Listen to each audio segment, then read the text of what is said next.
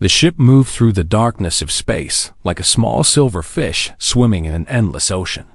Inside the ship, Ambassador Yuna sat alone in her quarters. She looked at the stars through her window. Each star was a sun. Each sun had planets. And on many of those planets, there were beings who thought they were better than humans. Yuna was 42 years old. She had short black hair and tired eyes. She had been Earth's voice in the galaxy for 15 years. In that time, she had learned many things. She had learned that most alien species looked down on humanity.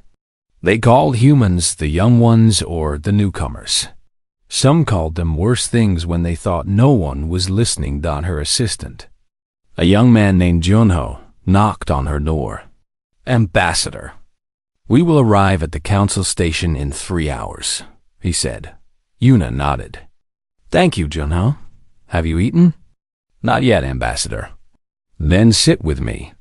We should talk before we arrive." Junho was 28 years old. He was tall and thin with a kind face. He had joined the diplomatic service because he believed in peace. He believed that all species could live together if they just talked to each other. Yuna had believed the same thing once. Now she was not so sure. They sat at a small table. The ship's kitchen had prepared simple food. Rice, vegetables, and soup. Human food. The council station would have food from 1,000 worlds, but Yuna always ate human food before important meetings. It reminded her of home. It reminded her of what she was fighting for. "Do you know why the council has called us?" Junho asked. "I have ideas," Yuna said. "None of them are good." The message said it was urgent. They used the word required. They have never used that word before. Yuna put down her spoon. The council has 12 member species. Each one is older than humanity. The youngest of them discovered space travel 50,000 years ago. The oldest has been traveling between stars for over 1,000,000 years. They have seen species like us before. Young species. Ambitious species. What happened to those species? Some joined the council. They accepted the rules. They gave up their independence. They became small. And the others? Yuna was quiet for a moment. There are no others, Junho. Those who did not join simply disappeared. The history books do not say what happened to them, but everyone knows. Junho's face became pale. "You think they want us to join? To give up our freedom?" "I think they want something, and I think we will not like it." The 3 hours passed quickly. The council station appeared in the window. It was enormous. It was a ring of metal and light that circled a dead star. The station was so big that Earth could fit inside it 100 times. Ships flew around it like insects around the lamp. Ships of all sizes. Ships from all species. But Yuna noticed that many of those ships had weapons. Big weapons thought their small human ship landed in a docking bay. The bay was designed for ships 10 times their size. It made their vessel look like a toy. A group of aliens waited for them. Yuna recognized their species. They were called the Veth. They had gray skin and 4 arms. They served as guards and servants for the council. The Veth did not speak. They simply pointed toward a door. Yuna and Junho followed them through long hallways. The walls were covered with images. Pictures of planets. Pictures of species. Some of those species Yuna had never seen. She wondered if they still existed. They walked for almost an hour. The station was a maze of corridors and rooms. Finally, they reached a large door. The door was made of a metal that glowed with soft blue light. Above the door, words were written in the council's language. Junho could not read them, but Yuna could. "The Chamber of Voices," she said quietly. "This is where the council meets to discuss problems." The door opened. The chamber was a vast circular room. In the center was a raised platform. Around the platform, arranged in a circle, were 12 seats. Each seat was different. Each was designed for a different species. And in each seat sat a representative of one of the council's member species. Una recognized them all. She had studied them. She had memorized their names, their histories, their strengths, and their weaknesses. In the largest seat sat High Speaker Vorn. He was from a species called the Kellen. They were tall beings with blue skin and eyes that glowed like small stars. The Kellen were the oldest species in the council. They had founded it over 800,000 years ago. Vorn had been High Speaker for 3,000 years. He looked at Una the way a giant might look at an ant. Next to Vorn sat Counselor Drex. He was from a species called the Morn. The Morn were warriors. They had thick brown skin that was hard like armor. They had 4 eyes and mouths full of sharp teeth. The Morn had conquered 100 worlds before joining the council. They still believed that strength was the only thing that mattered. The other counselors watched in silence. There were the Silk, beings made of living crystal. There were the Volta, creatures of pure energy held in mechanical bodies. There were the Kreen, small beings with huge brains who could solve any problem. Each species was powerful. Each had fleets of ships and armies of soldiers. Together, they controlled most of the known galaxy. And in the center of the room, standing on the small platform, were Una and Junho, 2 humans, alone. Ambassador Una of Earth, Vorn said. His voice was deep and cold. You have been summoned. High Speaker Vorn, Una replied. She bowed her head slightly. Not too much.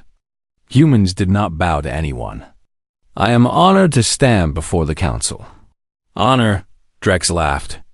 The sound was harsh and ugly. Do humans know what honor means? Your species has existed for only a moment. You have done nothing. You are nothing. Una did not react. She had heard worse. Peace, Counselor Drex, Vorn said. But he did not sound like he meant it. The human is our guest. We must be polite. Of course, High Speaker. Polite. Drex smiled. His teeth looked like knives. Vorn stood from his seat. He was over 3 meters tall. He walked toward the platform. Each step made the floor shake slightly. He stopped in front of Una and looked down at her.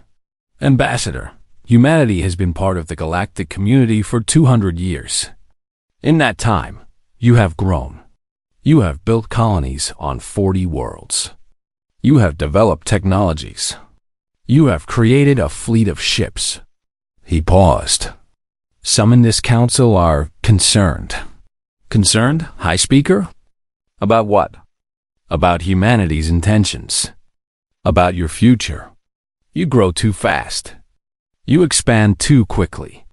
Some say you are becoming a threat. Una felt Junho tense beside her. She put her hand on his arm to calm him. With respect, High Speaker, humanity has never attacked another species. We have signed every peace treaty. We have followed every law. We have done nothing wrong. Nothing wrong yet, Drex said. But we know your kind. We have seen young species before. They are always peaceful at first. They smile and sign treaties and say nice words. But then they grow stronger. Then they want more. Then they become dangerous. And what happened to those species, Counselor? Una asked. Her voice was steady, but her heart was beating fast. They were dealt with. The chamber was silent.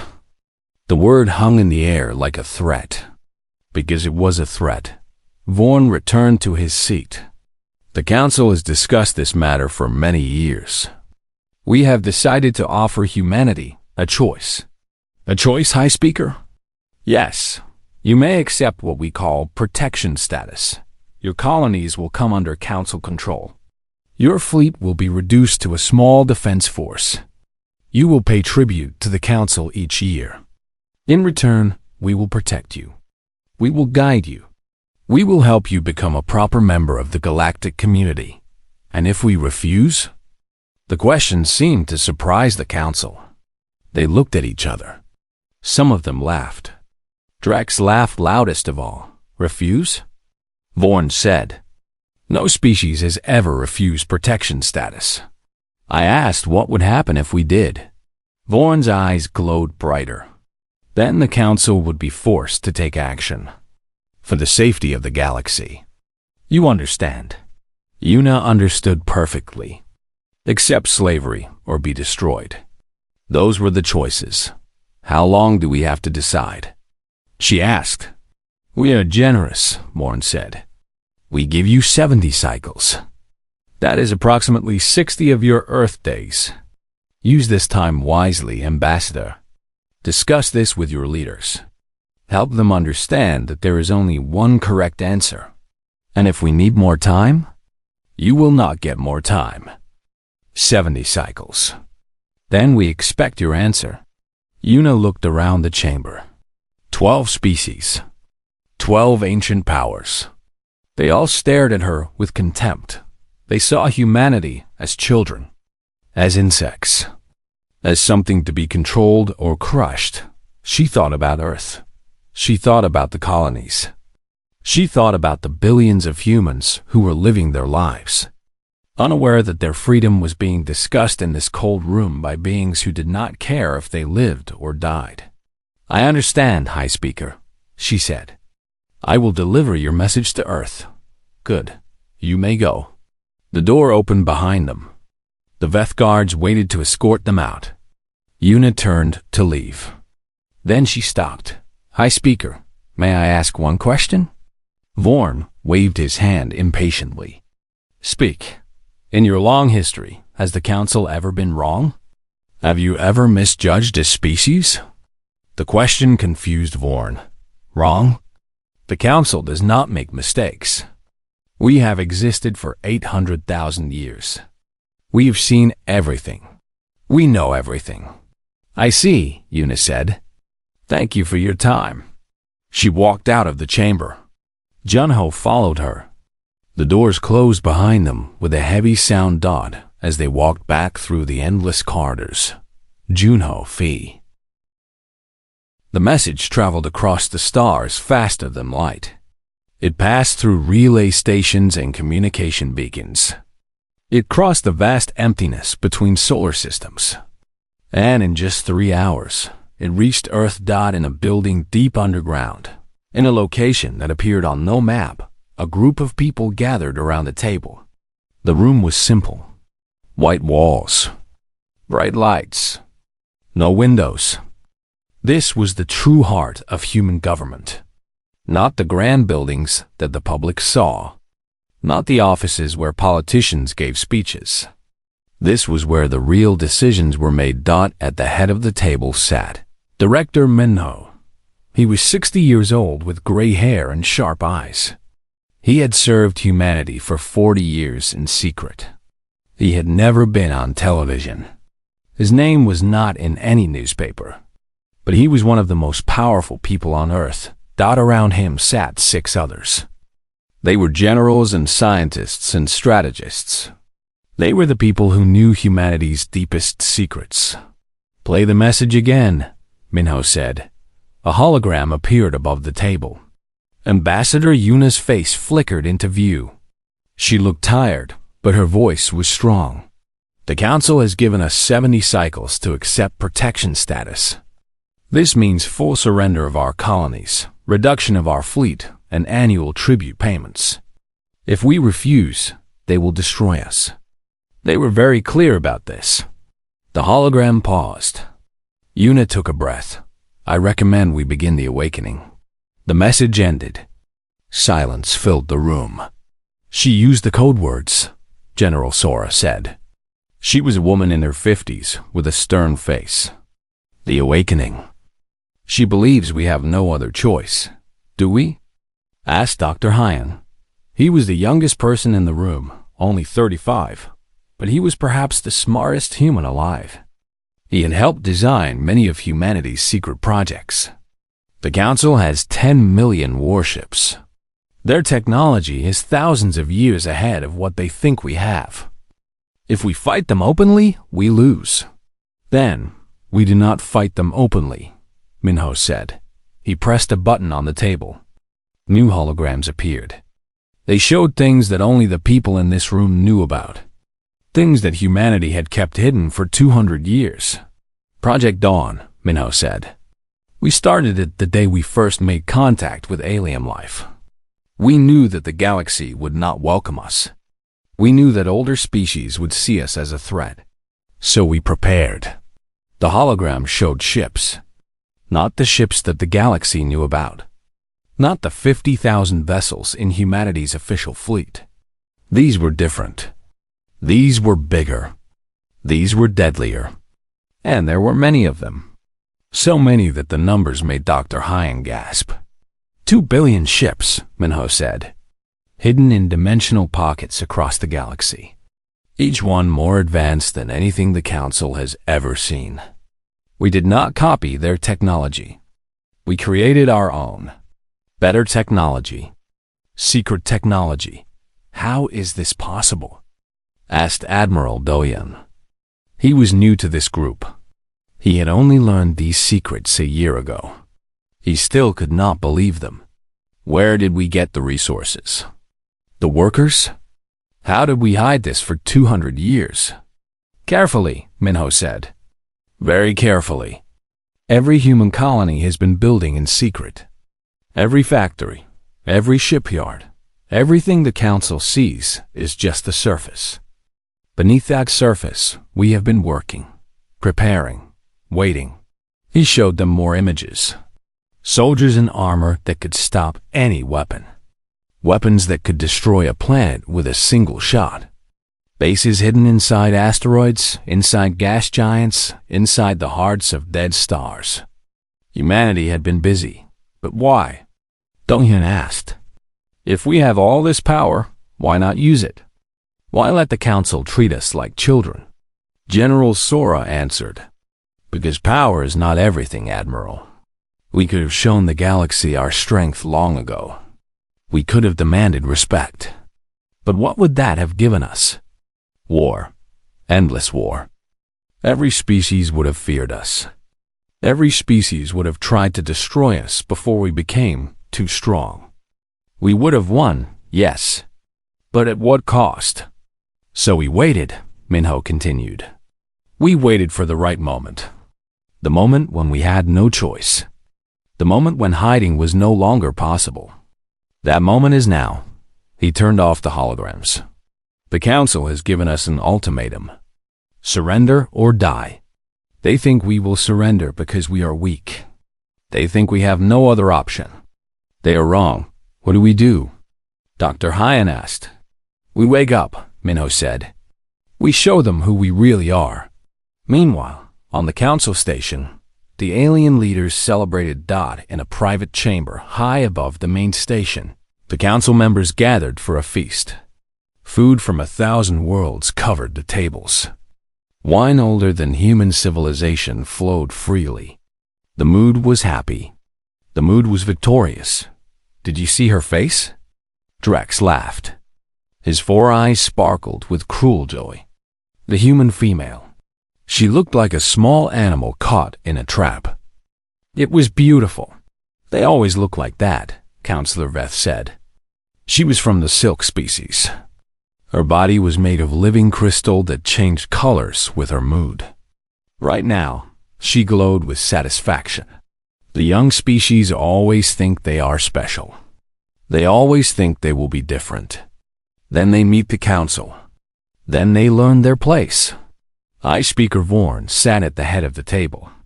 He did not eat. He did not drink. He simply watched his fellow councilors celebrate. You are quiet, High Speaker, said Councillor Fen of the Volta. His mechanical body hummed softly. Are you not pleased?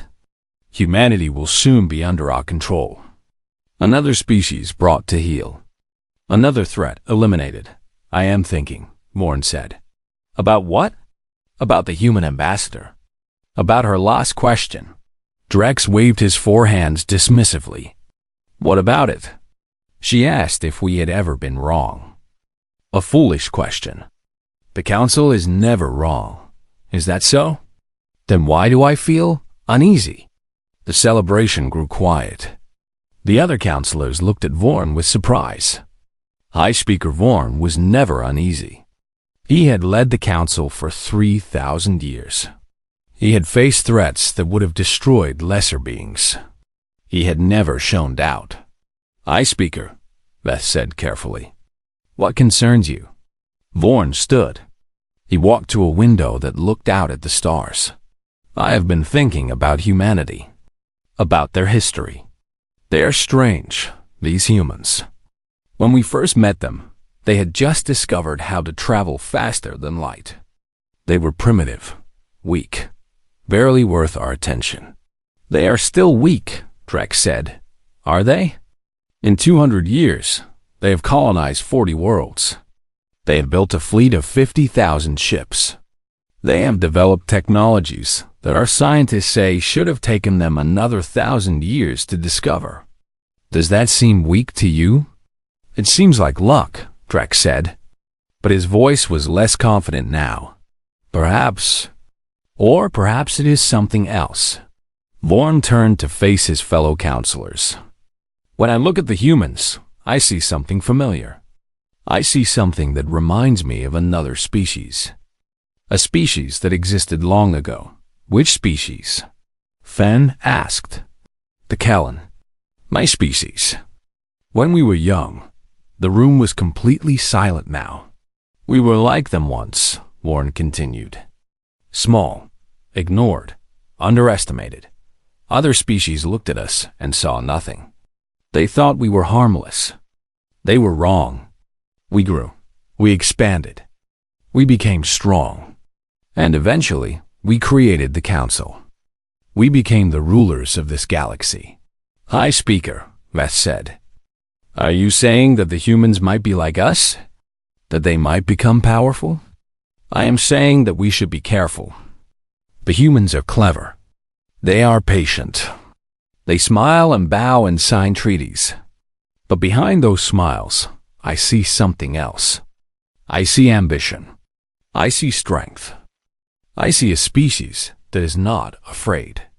Then we should destroy them now, Drek said. His voice was hard. Do not give them 70 cycles. Send the fleet today. Burn their worlds. Kill them all. Problem solved. Vorn shook his head. No, that would make us look afraid. It would make us look weak. The other species in the galaxy are watching. If we destroy humanity without cause, they will fear us. Fear leads to rebellion. Rebellion leads to war. I will not start a galactic war over a feeling. Then what do you suggest? I suggest we wait. I suggest we watch.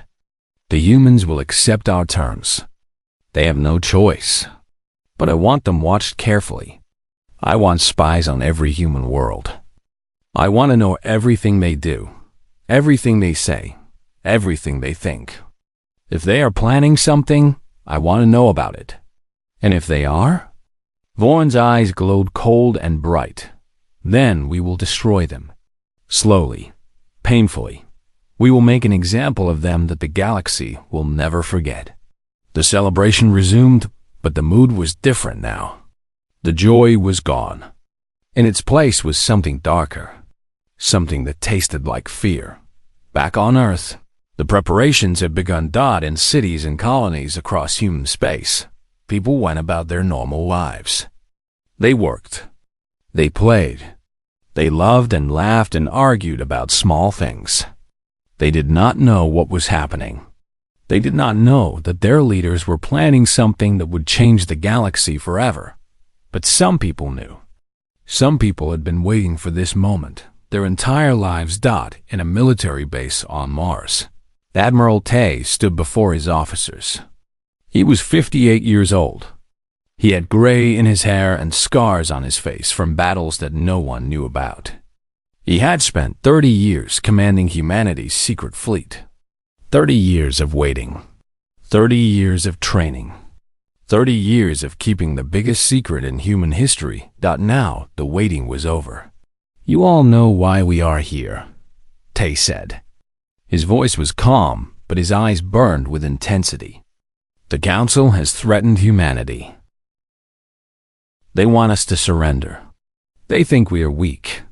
They think we will bow to them like all the other young species. He looked at his all. 38 hours passed like a heartbeat. Across human space, something was happening. Something that the Council spies could not see. Something that their sensors could not detect. In the dimensional pockets that humanity had created, ships were waking up. Billions of ships. Ships that had waited in the darkness for this moment. On Earth, Ambassador Yuna prepared to return to the Council station. She stood in her apartment in the diplomatic district, looking out at the city below. The sun was setting, painting the sky in shades of orange and red. Children played in the streets. People walked home from work. Life continued, normal and peaceful. Junho knocked on her door. Ambassador, the ship is ready. Thank you, Junho. I will be there in a moment. She took one last look at the sunset. She wondered if she would see another one. What she was about to do was dangerous. Not just for her, but for every human alive. If things went wrong, if the Council decided to attack before humanity was ready, billions could die. But she had faith. Faith in her people. Faith in the plan that they had worked on for 200 years. Faith that humanity was ready for this moment.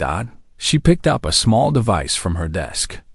It looked like a simple data storage unit. It was anything but simple. Inside that device was the message that would change the galaxy. The message that humanity had been waiting to send. Let us go, she said to Junho. We have an appointment with history. The journey to the Council station took 6 hours. 6 hours of silence and tension. Junho tried to make conversation, but Yuna was lost in her thoughts. She was reviewing everything. Every word she would say. Every gesture she would make. This was the most important moment in human history. She could not make mistakes. When they arrived at the station, the Veth guards were waiting again. They looked at Yuna with what might have been curiosity. It was too early for her to return. The Council had given humanity 70 cycles. Only 2 had passed. Why was she here? I request an audience with the full Council, Yuna said. The guards looked at each other. They did not speak, but somehow they communicated. After a moment, one of them nodded. Double quotes follow. They took her to the Chamber of Voices again. The journey seemed shorter this time. Or maybe Yuna was just not paying attention. Her mind was focused on what was coming. The chamber doors opened. The 12 counselors were already there. They looked surprised to see her. Some looked amused. Drex was laughing quietly, his 4 eyes bright with mockery. Ambassador Yuna, High Speaker Vorn said. He did not stand this time. He did not walk toward her. He simply sat in his enormous chair and looked down at her like she was an insect. You return early. Have your leaders already made their decision? They have, High Speaker. Excellent. I knew humans were intelligent enough to understand their situation. Please, tell us. Does humanity accept protection status? Yuna stood straight. She looked at each counselor in turn. She saw their contempt, their arrogance, their absolute certainty that they were superior. They had no doubt about what her answer would be. In their minds, there was only one possible response. No, she said. The word hung in the air. For a moment, no one moved. No one spoke. It was as if time itself had stopped. Then Drex laughed. It was a loud, ugly sound that filled the chamber. No? Did the humans say no? They looked at the other counselors. Did you hear that? The insects refuse our generous offer. How adorable. But Vorn was not laughing. His eyes were fixed on Yuna. His ancient face showed no emotion, but something in his gaze had changed. Something that might have been concern. "Ambassador," he said slowly, "perhaps you did not understand the question. Perhaps there was a translation error. Let me be clear. If humanity does not accept protection status, the Council will have no choice but to take action. Your species will be destroyed. Every human, every colony, every ship, everything you have ever built will be turned to dust. Do you understand this?"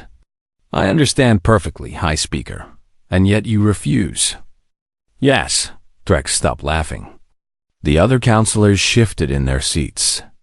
The mood in the chamber had changed. The amusement was gone. In its place was confusion.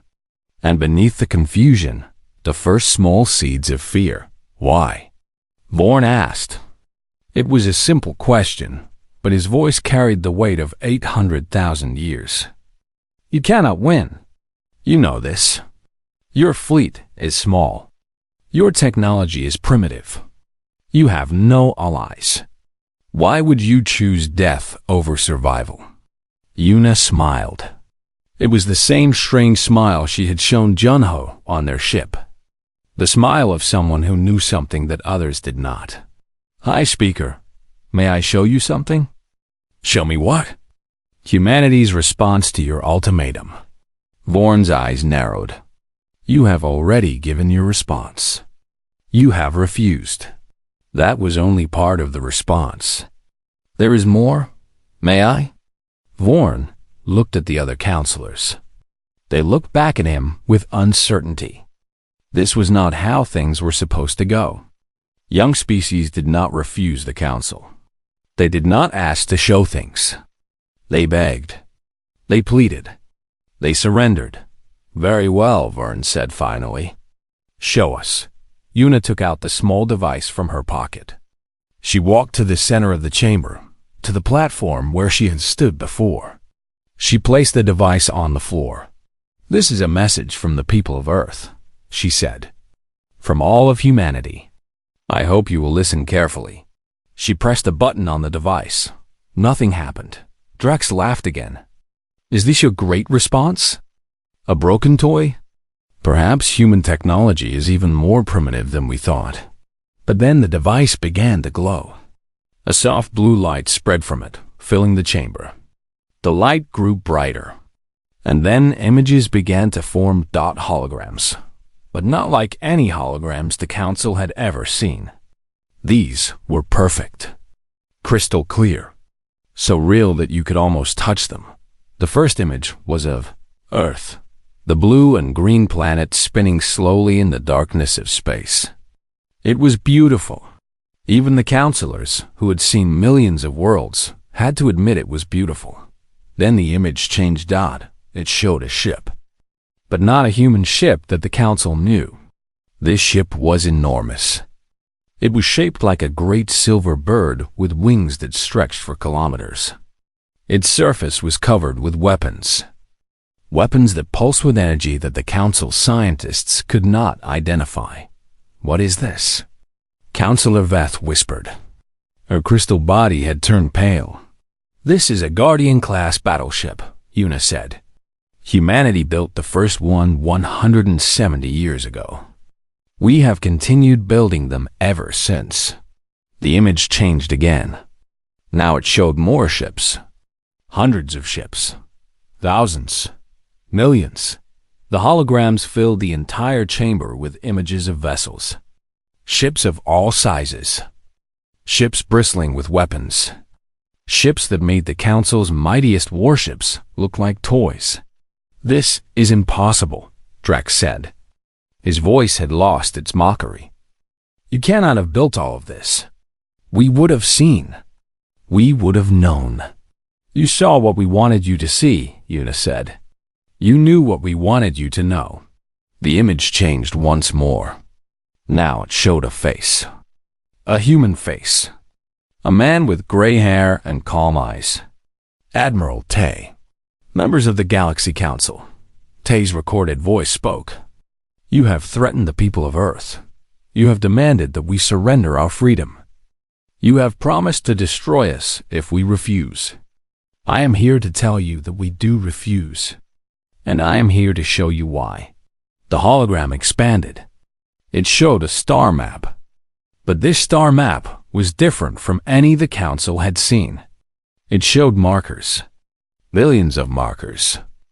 Each marker was a ship. And those ships were everywhere. Around every human colony.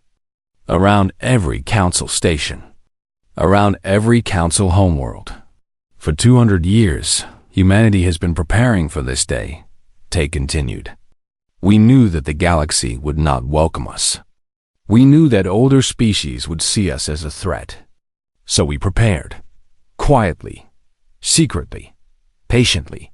We built ships in dimensions that your sensors cannot detect. We developed weapons that your scientists cannot understand.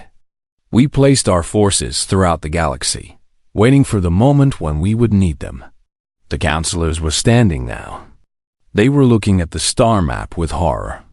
Their homeworlds, their stations, their fleets, all of them were surrounded by human ships. That moment has come, Tay said. But we are not here to fight. We are not here to conquer. We are not here for revenge. We are here because we want something that the Council has never offered us. Something simple. Something that every species deserves. The hologram zoomed in on a fleet of human ships positioned near the Kellen homeworld. Vorn's homeworld.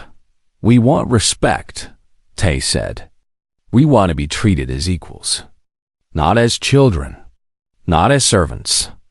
Not as insects to be crushed. We want to be partners in building a better galaxy. The recording paused. Una stepped forward. High Speaker Vorn, counselors of the Galaxy Council, you gave humanity a choice. Surrender or die. But there is a third option. An option you did not consider. She looked at each of them. At their frightened faces. At their shaking hands. At the mighty rulers of the galaxy who had just discovered that they were not as powerful as they thought. The third option is this. We become friends. Real friends. Not masters and servants. Not predators and prey. Friends. Allies. Partners. We share our technologies. We share our resources. We share our knowledge.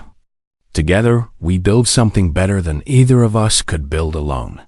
She paused to let her words sink in. Or you can choose. Finally, Councilor Crean spoke. His small voice was barely a whisper, but everyone heard it. I vote to accept the human's offer. The other? Finally, Councilor Crean spoke. His small voice was barely a whisper, but everyone heard it. I vote to accept the human's offer.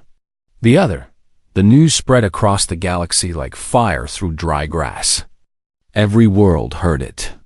Every species learned of it. The mighty Galaxy Council, rulers of 1,000 star systems, masters of 10 million warships, had accepted an offer of friendship from humanity. Not out of kindness. Out of necessity. Because the young species they had threatened to destroy had turned out to be stronger than anyone imagined. On Earth, people filled the streets. They did not fully understand what had happened. They did not know about the secret fleet or the hidden technologies or the 200 years of careful planning. They only knew that the galaxy had tried to crush them and failed. They knew that they were safe. And for now, that was enough. Ambassador Una watched the celebrations from her window. She should have been happy. She had done what she was sent to do. She had delivered humanity's message. She had helped save her species from destruction. But she felt only tiredness. And a strange kind of sadness. Junho stood beside her. You should be celebrating, he said. You saved us all. I did not save anyone. I only delivered a message. Other people did the real work. People who spent their entire lives building in secret.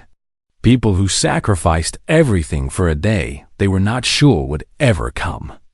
But you were the one who stood before the council. You were the one who said no. Yuna smiled. It was a small, tired smile. Yes, I said no. Such a simple word. And yet it almost started a war that would have killed billions. But it did not start a war. The Council accepted our offer. We are going to be partners, are we? Or are we just enemies who have agreed to wait?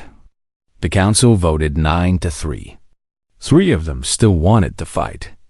3 of them would rather die than share the galaxy with us. How long before those 3 convinced the others that war is better than peace? Junho had no answer for that. The truth was, no one knew what would happen next. The galaxy had changed in a single day. Old rules no longer applied. Old certainties had crumbled. Everything was new and uncertain and frightening. What happens now? Junho asked. Now we build, slowly, carefully. We prove to the Council that we meant what we said. That we truly want friendship, not domination. We share our technologies. We learn theirs. We work together on problems that neither of us could solve alone. Do you think it will work? Yuna was quiet for a long moment. Outside, the celebrations continued. Fireworks lit up the night sky. Music and laughter filled the air. I think we have to try, she said finally. What other choice do we have? War? Destruction? Endless fear and suspicion? That is what the galaxy has known for 800,000 years. Maybe it is time for something different. Far away, on the Council station, similar conversations were taking place. High Speaker Vorn sat alone in his private chambers. He had sent the others away. He needed time to think. Time to understand what had happened. Time to prepare for what was coming. A door opened behind him. Soft footsteps crossed the floor. Vorn did not turn around. He knew who it was. You should be resting, he said. The next few months will be difficult. Councillor Drex stopped beside his chair. The warrior looked different now. Older. Smaller somehow. The fire that had always burned in his 4 eyes had dimmed. I could not rest, Drex said. I keep thinking about what happened. About how wrong I was. You were not wrong to be cautious. The humans could have been exactly what we feared. A young species growing too fast. A threat that needed to be stopped. But they were not. They were something else entirely. Something I have never seen. Drex paused. When I looked at that star map, when I saw their ships surrounding my homeworld, I felt something I have not felt in 10,000 years. What was that? Fear. Real fear. Not the small fear of losing a battle. The deep fear of losing everything. My people. My world. My entire species. Vorn finally turned to look at him. And now? Now I feel something different. Something strange. Drex's 4 eyes met Vorn's gaze. I feel hope. For the first time in 10,000 years, I wonder if the future might be better than the past. I wonder if we might actually build something worth building. That is a good feeling. Hold on to it. But what if I'm wrong? What if the humans are just playing a longer game? What if they are waiting until we trust them, and then they strike? Vorn considered the question carefully. Then we will have been fooled. We will have trusted beings who did not deserve trust. We will have made a terrible mistake. Does that not worry you? Of course it does. But I have been worried for 3,000 years. I have spent 3,000 years looking at every new species and seeing a threat. Waiting for the moment when something would challenge the Council. Preparing for a war that might never come. He stood and walked to his window. The stars outside were the same stars he had been watching for 3 millennia. But tonight, they looked different. Brighter somehow. Fuller of possibility. I am tired of being afraid, Vorn said. I am tired of seeing enemies everywhere. The humans have given us a chance to try something new. Maybe they will betray us. Maybe this will all end in fire and death. But maybe, just maybe, it will lead to something wonderful. Something the galaxy has never seen. And you are willing to take that risk? I am. Because the alternative is continuing as we always have. Conquering, controlling, destroying anything that threatens our power. And where has that led us? To this moment. To a galaxy full of fear and resentment. To species who obey us not because they respect us, but because they are terrified of what we will do if they disobey. He turned back to Drex. I do not want that to be my legacy. I do not want to be remembered as the leader who kept the galaxy enslaved. I want to be remembered as the leader who helped set it free. Drex was silent for a long time. Then, slowly, he nodded. You may be a fool, High Speaker, but I think you may also be the wisest being I have ever known. Perhaps I am both. Perhaps wisdom and foolishness are not as different as we think. The months that followed were difficult. Negotiations were complicated. Trust was hard to build. Some on both sides still wanted war. Some still believed that the only way to be safe was to destroy the other. But slowly, gradually, things began to change. The first joint project was simple. A space station in neutral territory where humans and council species could meet and talk. Scientists shared research. Engineers compared technologies. Artists displayed their works. Slowly, beings who had been strangers began to become acquaintances. Acquaintances became colleagues. Colleagues became friends. Ambassador Yuna led the human delegation to the new station. She spent months there, talking with beings she had once faced as enemies, learning their stories, sharing her own, finding the common ground that existed beneath all their differences. One evening, she sat with Counselor Veth on an observation deck. The silk being's crystal body glowed softly in the starlight. They had become unlikely friends over the past months. Two very different beings who had discovered that they had more in common than they ever imagined. Do you think this will last? Veth asked. This peace we are building? I do not know, Yuna admitted. Peace is fragile. It takes only one side to start a war, but both sides must work to maintain peace. There will always be those who prefer conflict, who see friendship as weakness, who would rather fight than cooperate. That is not a very hopeful answer. Perhaps not, but it is honest. The truth is, I cannot promise you that this peace will last forever. I cannot promise you that there will never be another conflict between our peoples. All I can promise is that I will work every day to make peace possible, and I will hope that others do the same. Veth's crystal form shifted colors. Warm gold, the color of happiness among her species. That is enough, she said. Hope is enough. For 800,000 years, the Council ruled through fear. We made others obey by threatening to destroy them. We thought that was strength. We thought that was power. She looked out at the stars.